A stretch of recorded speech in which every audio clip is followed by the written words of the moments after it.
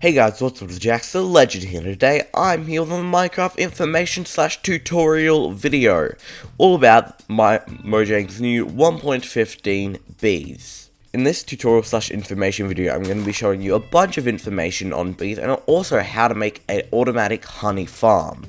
But before we get into the honey farm, let's go and have a look at the info about bees. The first signs that we're going to be looking at are the facts and infos about bees.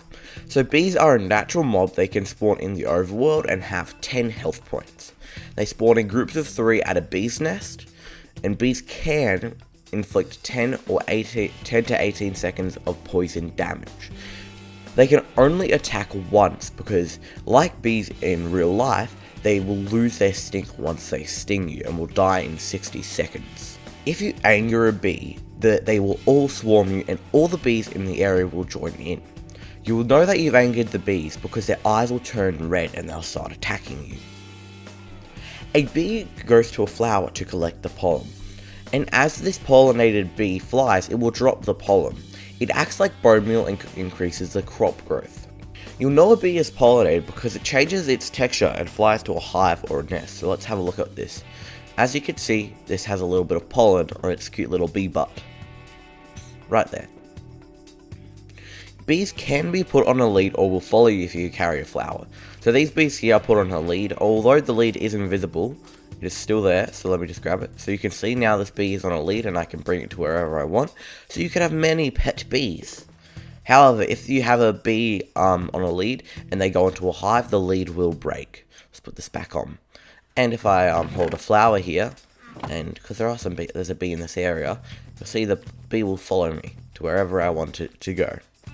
Like that. Okay, so let's move on to the next thing, all about the bee's nest. So the bee nest naturally spawns attached to birch or oak. So those are those two different types of trees. The honey level increases from 0 to 5 and it can be harvested at 5. So you can see the two differences here. You've got level 0 and level 5. The honeycomb can be harvested at level 5 and you get 2 to 5 honeycomb. Okay, so let's have a look at harvesting the honey. If I grab out my debug stick, my shears and my glass bottles, you can see I can't do anything to this level 0 honey, whether it's with a bottle or with shears. However, with this level 5 bee nest, you can see because it's oozing out with honey and all the holes are filled with honey, I can shear it to get honeycomb. Look, and get up there and there, so I've got 3. If I open to creative and just quickly change it to using a debug stick to level 5 there,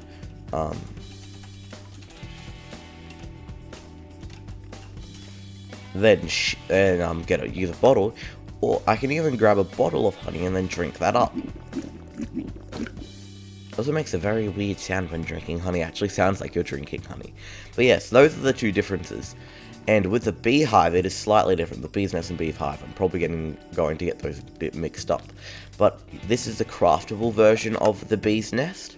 And you can see it still has the same sort of effect. It's oozing with honey, and you can shear it or harvest it with your either glass bottle or shears. To craft this bee hive, you are going to need 6 planks of any kind, place 3 at the top and 3 at the bottom, and then 3 honeycomb. Now you'll need to get this honeycomb from the wilderness when you're starting off, but you need to be very careful when doing that. So I'll show you how to do it safely and why you need to be careful now. Okay, so let's head outside of my little bee area. The official name is for it, JJ's Hive and Info Hall, and out to over here where we have my 2 bee hives set up. Bee nests, my bad, not hives. And you can see there are some bees buzzing. Some of them are in there, and then some of them are just wandering out getting pollen and such things. So, both of these are ready to be harvested. We've got more dripping with honey here, dripping with honey here. However, the first one we're going to be harvesting is this one here, which has no sort of protection. It's just like a one you'd find in your natural world. If I grab this out and harvest it, you can see one angry bee comes swarming out at me and stings me. You can see that does a little flip and stings me, and you can see his stinger is now gone. So he can no longer sting me, and sadly that little bee will die. I'm so sorry, bee, I didn't mean to. So you can see it does deal quite a bit of damage. However, if you get stung by this and the poison just gets you to half heart, you can still be killed by the bee because the initial sting does do some damage. Okay, so we know when we harvest a regular beehive, it does not turn out well. So how do we do it safely? Well, the trick is to place a campfire that's lit underneath the beehive so it smokes it out. So what that means, when you harvest it, the bees are not angry and you can just get your honey bottle for free. I'll actually drink it. There we go.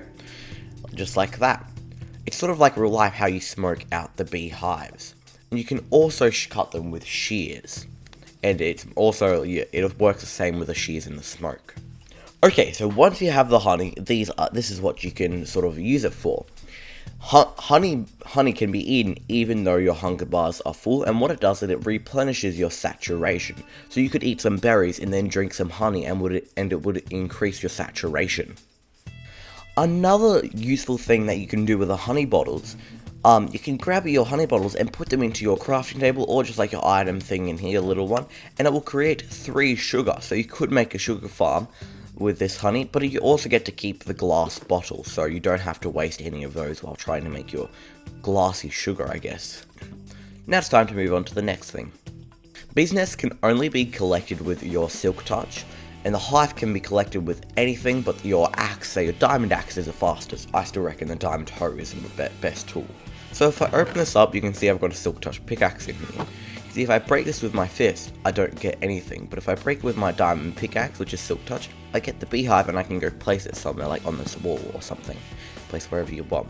This can be collected with anything, and you can break it like that. Just with your fist, and you'll get it back. Like that. So it's probably the best if you just use these for your farms, but if you prefer the look of these, you'll need a silk touch. Now moving on to something that really helps with your automatic honey farms. This mechanic is if you dispense bottles onto your honey hive, like the shears on a sheep, it will harvest the honey and either spew it out or put it into your dispenser depending on how you set it up.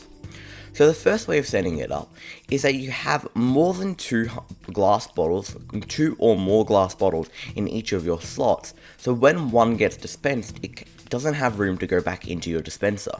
So if I activate this now, you can see the honey bottle gets thrown out and I can pick it up. However, if you have 1 in each slot and then you turn it on, you can see it doesn't get spewed out anywhere, like this. You can't get it anywhere. However, it gets replaced from the bottle that was in that position. So the bottles just get filled up. Okay, so now that I've shown you that, let's go and have a look at the automatic honey farm out the back. So I'm now in spectator mode to show you my farm. Now there are more than 2 bees in this area, they're just working away in these hives. So this is a very simple farm and it is reasonably compact. So you can see I have 2 main bits. I have this detection system here and this detection system here which connects to my activation system.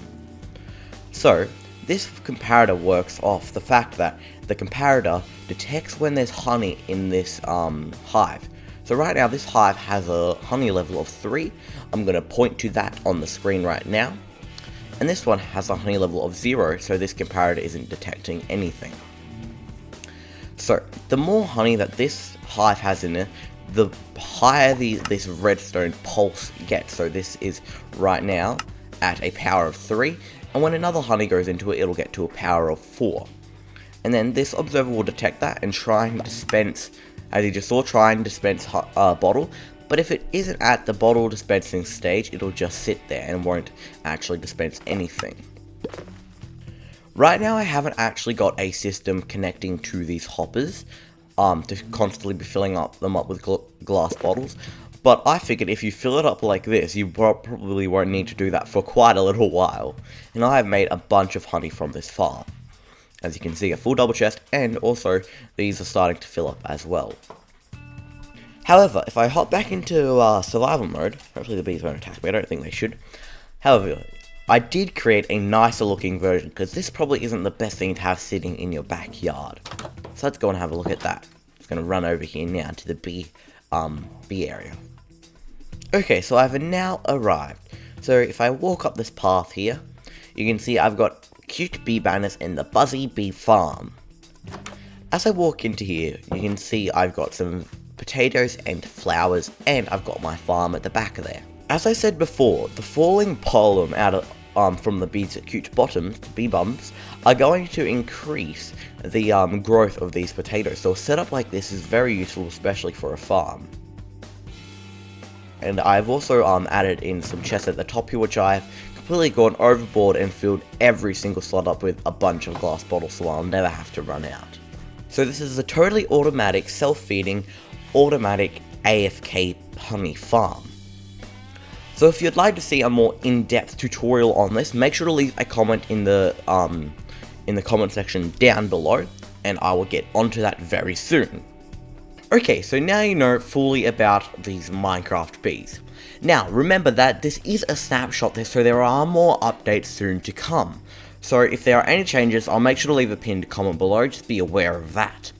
So, that is going to be the end of this video, guys. I hope you guys enjoyed. Please leave a like, comment, and remember to subscribe if you're new. I'd really appreciate the support. And comment down below what your favorite part about the new Minecraft bees are. And I will see you guys later. Peace. And remember, stay carbonated.